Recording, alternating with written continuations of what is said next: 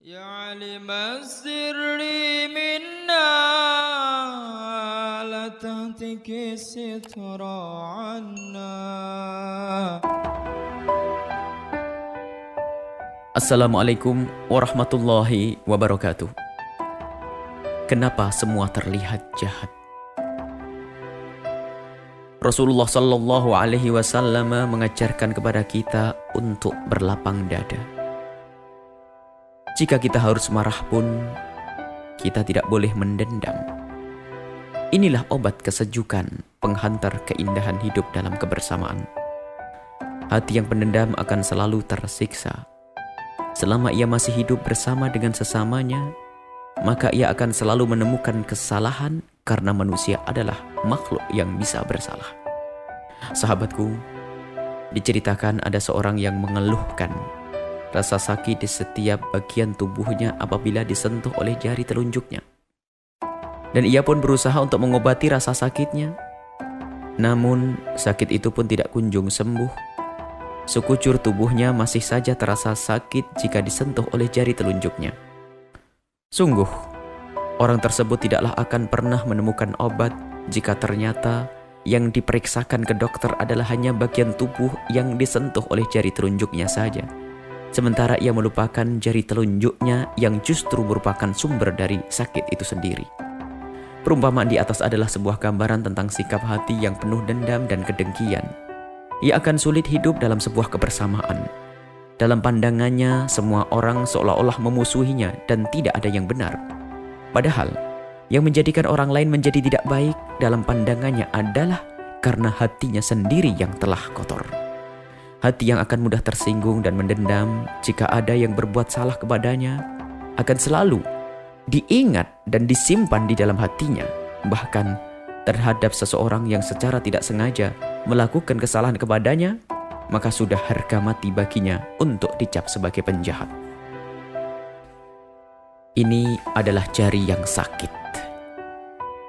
Di saat bersentuhan dengan anggota yang sehat akan merasa sakit dan tidak akan bisa sembuh kecuali jari itu sendiri yang harus diobati. Menyadari penyakit dendam di dalam hatinya adalah langkah pertama menuju kesembuhan. Kemudian berlatih melihat orang lain dengan mata husnudzon, serta melihat sisi positifnya, dan juga menghindari membicarakan dan mendengar kejelekan orang lain. Ada cara yang amat penting untuk menghancurkan dendam dan kebencian ini, yaitu memberi hadiah seperti yang pernah diajarkan oleh Rasulullah Shallallahu Alaihi Wasallam. Seberat apapun jika kita marah kepada seseorang atau mendendamnya, maka berusahalah untuk bisa memberi hadiah untuk mengurangi rasa sakit di dalam hati. Tahadu, tahabu, salinglah engkau memberi hadiah, niscaya engkau akan saling mencintai. Cara yang lain yang juga amat penting untuk mengobati hati yang sakit ini adalah mendoakan orang yang kita dendami dengan doa-doa yang baik dan menghindari mendoakannya dengan doa-doa yang jelek. Sebab sungguh doa jelek yang dipanjatkan untuk orang yang didendami tidaklah memberi arti positif bagi yang berdoa dan yang didoakan.